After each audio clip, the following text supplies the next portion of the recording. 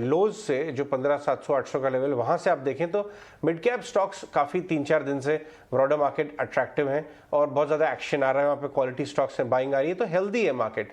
Of course थोड़ा सा churning होगी, ये जो प्राइवेट सेक्टर बैंक में थोड़ी सी खुशहाली सी आई है, क्या ये जारी रहेगी? क्योंकि क्वार्टरली अर्निंग सीजन आने वाला है और उम्मीद ये है कि यहाँ पे अच्छे अर्निंग्स आएंगी। मेटल में बिकवाली हो रही है, पूरे कमोडिटी पैक में अनवाइंडिंग है, तो ये सब चीज़ें चलेंगी। आइए सारे चीज़ों के बारे में बात करते हैं, elements at play right now. Sandeep Sabharwal हमारे साथ जुड़ रहे हैं। Sandeep, good afternoon.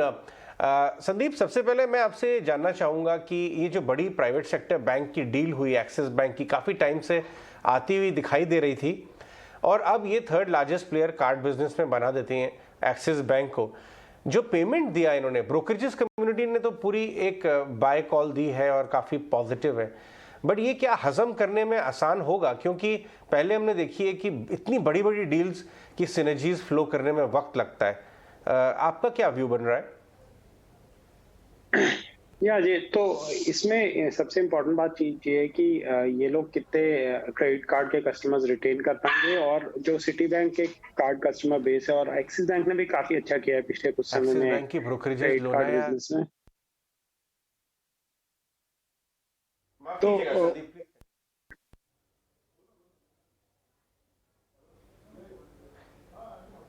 Ji Sandeep, please continue. तो क्रेडिट कार्ड बिजनेस में डेफिनेटली इनको एक ज्यादा स्पेंडिंग पावर के स्तर के कस्टमर्स में एंट्री मिलेगी। दूसरा, जो डिपॉजिट्स हैं वो इनको रिटेन करने जरूरी होंगे, क्योंकि कासा डिपॉजिट्स ऐड होते हैं, वो इम्पोर्टेंट है। और ओवरऑल डील वैल्यू एक समय पे अगर आप देखिए तो 20,000 करोड़ की कही जा रही थी, वो अल्टीमेटली 12 साढ़े 12,000 करोड़ पे आई है। तो इसमें किस कारण से ये नीचे आई है, ये हम लोग इतने प्रीवी नहीं है इनसाइडर, क्या बातचीत हुई और बाकी लोगों ने इससे ज्यादा पे करने के लिए रेडी क्यों नहीं हुए। लेकिन नेट नेट मेरा ये है कि मेरा व्यू ये है कि ये एक्सिस बैंक के लिए डायरेक्शनली पॉजिटिव है। दूसरा, नीचे से काफी private sector bank 10-15% rally already कर चुके हैं इस महीने में, जब मार्केट नीचे गिरा था 16,000 के आसपास, और उसके बाद बाउंस बैक आया। तो अभी एक कंसोलिडेशन का फेज चल रहा है, और पहले वीक अप्रैल में आरबीआई की पॉलिसी भी आएगी, तो काफी लोग उसकी तरफ भी देखेंगे कि कोई स्टांस में चेंज होता है या नहीं।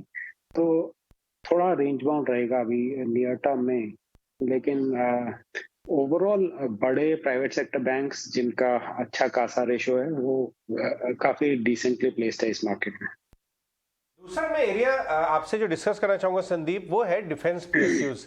अभी हाल ही में 2 दिन पहले एमओएस डिफेंस की कमेंट्री आई कि 5 लाख करोड़ की बाइंग करेंगे नेक्स्ट 5 to 7 ईयर्स में डोमेस्टिक डिफेंस कंपनी से।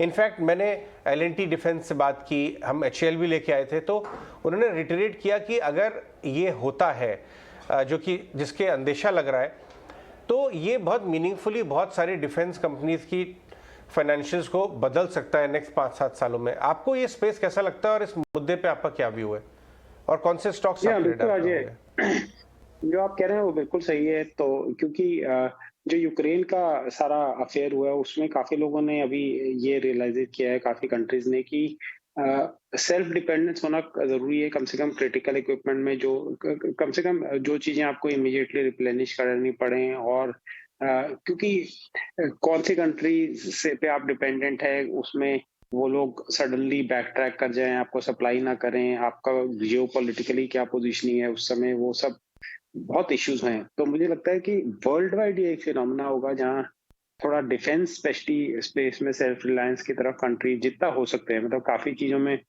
जैसे हाई टेक फाइटर जेट्स वगैरह में सेल्फ रिलायंट होना आज के दिन इंडिया में मुश्किल है। वो हो सकता है अगला एक एक डेकेड लग जाए उसमें। लेकिन काफी और चीजों में, tanks, artillery, guns, armoured vehicles, rifles, इन सब में सेल्फ डिपेंडेंस, या फिर इलेक्ट्रॉनिक रडार्स, ये सब मिसाइल रिलेटेड इक्विपमेंट, इन सब में हो सकता है। तो पब्लिक सेक्टर में लिस्टेड कंपनीज में भारत इलेक्ट्रॉनिक्स है, हिंदुस्तान एरोनॉटिकल्स हैं, इनको अच्छे मॉडल्स मिल सकते हैं। भारत इलेक्ट्रॉनिक्स को भी रिसेंटली भी अच्छा ऑर्डर मिला था कुछ।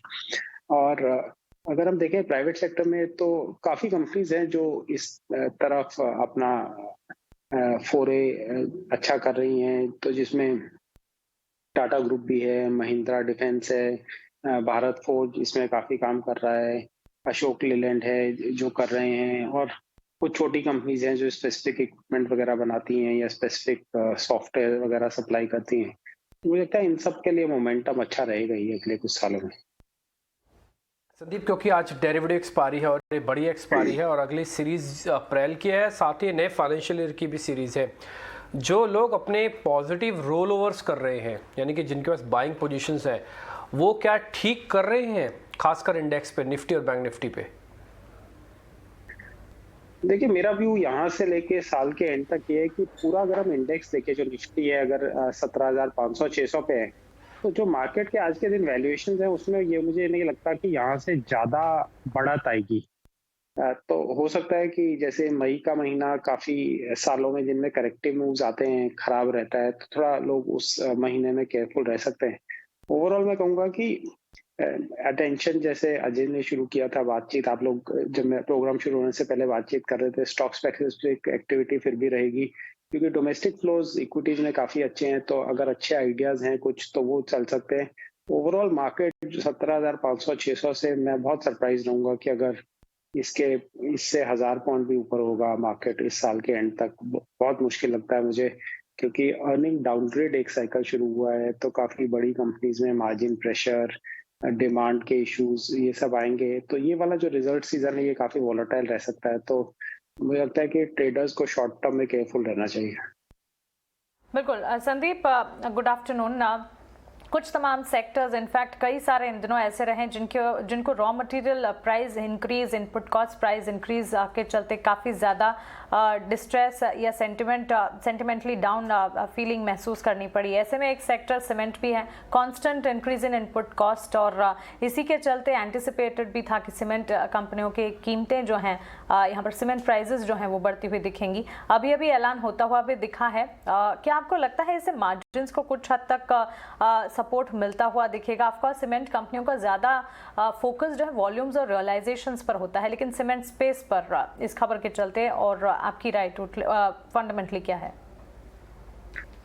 देखिए, फंडामेंटली लॉन्ग टर्म मुझे लगता है कि सीमेंट अच्छा सेक्टर है, लेकिन नियर टर्म मुझे जहां तक मुझे लग रहा है जिस तरह से नीचे के लेवल से सीमेंट स्टॉक्स में रैली आ गई है, तो काफी एनालिस्ट और मार्केट पार्टिसिपेंट अंडर एस्टिमेट कर रहे हैं जो मार्जिन प्रेशर आएगा, जो जिस तरह से रॉ मटेरियल प्राइसेस बढ़े हैं, कोकिंग कोल या फिर इनके जो इनपुट फ्यूल ऑयल वगैरह के रेट्स जिस तरह से बढ़े हैं, वो पास ऑन करना बहुत मुश्किल है नियर टर्म में। ऊपर से अभी ट्रांसपोर्टेशन कॉस्ट भी बढ़ सकते हैं जिस तरह से डीजल प्राइसेस बढ़ रहे हैं। तो अगले 1-2 क्वार्टर टफ रहेंगे, और ये वाला क्वार्टर जो है, करंट क्वार्टर, ये काफी स्ट्रॉन्ग क्वार्टर रहता है नॉर्मली डिमांड के लिए। तो जब प्राइसेस इतने ज्यादा एक समय में बढ़ जाते हैं तो थोड़ा डिमांड पे भी प्रेशर आ जाता है। तो सीमेंट क्षेत्र लॉन्ग टर्म में मुझे अच्छा लगता है, लेकिन अभी जैसे बॉटम नीचे गए थे स्टॉक्स, अल्ट्राटेक सीमेंट जैसा स्टॉक 58-5900 पे जाके सीधा 65-6600 हो गया पिछले 1-2 हफ्ते में ही। तो इन लेवल्स पे बाय करना मुझे थोड़ा ठीक नहीं लग रहा। तो मैं डेफिनेटली इस क्षेत्र में निवेश जरूर करना चाहूंगा, लेकिन यहाँ के जो लेवल्स है उससे थोड़े नीचे लेवल्स पे है। अच्छा, फाइन, बिल्कुल। एक और बात करते हैं कमोडिटीज़ की। जैसे जैसे ये वॉर कॉन्फ्लिक्ट का इशू सिमटता हुआ नज़र आ रहा है, नॉर्मलाइज हो रही चीज़ें, वैसे वैसे कमोडिटी प्राइसेस थोड़ा सॉफन हुए हैं, लेकिन कमोडिटी स्टॉक प्राइस एकदम ज़्यादा सॉफन हो गए हैं। तो क्या ये जो कमोडिटी में जो करेक्शन आ रहा है, ये आपको शॉर्ट टर्म में जारी होता हुआ नज़र आता है? स्टील और दूसरे स्टॉक्स भी, हिंडाल्को वैरायटी, आज तो दो बड़े डाउनग्रेड भी आए हिंडाल्को पे, जिसकी वजह से 5% नीचे है। अजय, मेरा व्यू ये है कि कमोडिटी स्टॉक से पे थोड़ा केयरफुल रहना चाहिए जो भी ट्रेडर्स या इन्वेस्टर्स हैं उनको, क्योंकि जिस तरह की मॉनेटरी टाइटनिंग आने वाली है अगले 3-6 महीने में, और ऊपर से जो चाइना में इकोनॉमिक इश्यूज चल रहे हैं उसके कॉम्बिनेशन में हम देखें तो एक जो शॉर्ट टर्म में जो अच्छा खासा स्पर्ट आया था यूक्रेन रशिया इशू के कारण, वो डिस्ट्रप्शन का इम्पैक्ट जैसे खत्म होगा, वैसे जो लिक्विडिटी कम होने और चाइना की इकोनॉमी स्लो डाउन का जो इम्पैक्ट है वो फिर डोमिनेट करने लगेगा। तो कमोडिटी क्षेत्र एक मुझे ऐसा लगता है कि जिसमें बहुत ज्यादा स्टॉक्स चढ़े हैं, और अब अगले 1 साल में मुझे लगता है कि यह क्षेत्र अंडर परफॉर्मर ही रहेगा, इसका बहुत चढ़ना मुश्किल है। संदीप, अगर कुछ बड़े शेयर्स की बात बोलें, जैसे कि रिलायंस इंडस्ट्रीज़ है, जैसे कि टाटा स्टील है, क्या ये CAGR बेसिस पर, एवरेज बेसिस पर पूरे साल के अंदर 15% 20% रिटर्न दे सकते हैं? मेरे को आज ही अपना पोर्टफोलियो बनाना है और मैं सिर्फ बड़े शेयर रखना चाहता हूँ, 4 या 5 शेयर, 15% का रिटर्न से 20% का रिटर्न मिल जाएगा क्या? रिलायंस और टाटा स्टील में तो मुझे नहीं लगता मिलेगा, लेकिन हो सकता है कि कुछ और स्टॉक्स में मिल जाए। मान लीजिए इन्फोसिस है, टाटा स्टील है, रिलायंस है, सबको मिला के भी कंबाइन भी 20% दे देंगे, तब भी काम चल सकता है। कंबाइंड 20% होने के लिए आपको इंडेक्स 20,000 जाना पड़ेगा। तो अगर आपको लगता है कि 20,000 जा सकता है, फिर हम ये बात कह सकते हैं। ये मैं कहूँगा सिलेक्टिवली स्टॉक्स अच्छा करेंगे। जैसे भारतीय एयरटेल मुझे लगता है यहाँ से दे सकता है 15-20%। L&T मुझे लगता है यहाँ से भी दे सकता है 15%। ICICI बैंक, बैंकिंग क्षेत्र में थोड़ी वॉलिटिलिटी रहती है मार्केट से रिलेटेड, लेकिन यहाँ से इन करंट लेवल से 15% दे सकता है। तो मैं कहूँगा ये स्टॉक जरूर दे सकते हैं, लेकिन स्टील स्टॉक्स पे मैं थोड़ा वेरी हूँ। हो सकता है मेरा व्यू गलत हो, लेकिन मैं स्टील स्टॉक्स में आज के दिन निवेश नहीं करूंगा। तो क्लियरली राय तो मिलती हुई दिख रही है। इनफैक्ट काफ़ी ज़्यादा पॉजिटिव एक्सपर्ट ज़रूर हैं, लेकिन 20,000 तक निफ्टी स्टिल अवेट अहेड। लेकिन चलिए सेक्टर्स की पर्टिकुलरली अगर बात करें, FY22 में market performance, Sandeep sector specific देखिए मेटल्स ने FY22 में अच्छी चमक दिखाई, पिछले कुछ दिनों से परफॉर्म नहीं कर रहा। ऑफकोर्स ग्लोबल कंसर्न्स हैं। मेटल्स के पीछे IT ने भी अच्छी तेज़ी दिखाई थी पूरे हफ्ते में, पूरे साल में। मेटल में Nifty metal index 61%, IT space 40%, इतनी तेज़ी के बीच ट्रेड कर रहे थे। ग्लोबल कनेक्ट्स हैं दोनों सेक्टर के। क्या लगता है आने वाला साल कैसा रहेगा? मुझे लगता है कि बड़ी IT कंपनीज में अगले 1 साल में 10-12% रिटर्न भी अगर बना लें तो बहुत अच्छा रहेगा। इससे ज्यादा बनाना मुश्किल है, क्योंकि वैल्यूएशन इतने सस्ते नहीं है 1 साल के मुकाबले। और अगले साल में वैल्यूएशन, ये मार्जिन्स पे प्रेशर आएगा, क्योंकि अगर आप टेक्नोलॉजी कंपनी से एक्चुअली बात कीजिए, आप पूछिए कि सैलरीज के क्या स्थिति है, तो जिस तरह से सैलरीज बढ़ी हैं, जिस तरह से एट्रिशन हो रही है, वो उसका असर मार्जिन्स पे जरूर आएगा। और दूसरा, इन कंपनीज ने काफी पैसा बचाया था सेल्स एंड मार्केटिंग में, ट्रेवल वगैरह बंद था, वो सब जैसे शुरू होगा तो वो कॉस्ट भी आ जाएंगे। तीसरा एक इशू आ सकता है जो कि आज के दिन नहीं है, कि जैसे फेड मॉनेटरी टाइटनिंग करेगा, लिक्विडिटी निकालेगा, वैसे अगर यूएस इकोनॉमी स्लो डाउन होता है और जैसे बॉन्ड कर्व दिखा रहा है कि हो सकता है कि थोड़े फेज के लिए रिसेशन भी आ जाए, तो उसमें हमने नॉर्मली हिस्टोरिकली देखा है कि IT सर्विसेज की डिमांड एक थोड़ी नीचे आ जाती है, तो वो भी एक रिस्क रहेगा। तो मुझे लगता है कि लार्ज कैप IT कंपनीज, क्योंकि वो इतना कैश जनरेटिंग है, बायबैक्स करते रहते हैं, डिविडेंड देते रहते हैं, फिर भी 10-12% का रिटर्न आ सकता है। लेकिन जो मिड कैप क्षेत्र है उसमें वैल्यूएशन बहुत ज्यादा है, तो वहां थोड़ा केयरफुल रहना चाहिए। संदीप, ये वाला मैटर दोबारा से रिविज करते हैं। ये फाइनेंशियल ईयर जो एंड हो रहा है उसमें 18 से 19% बेंचमार्क्स ने रिटर्न दिया, मिड कैप ने 25 और स्मॉल कैप ने 35% रिटर्न जनरेट हुआ है।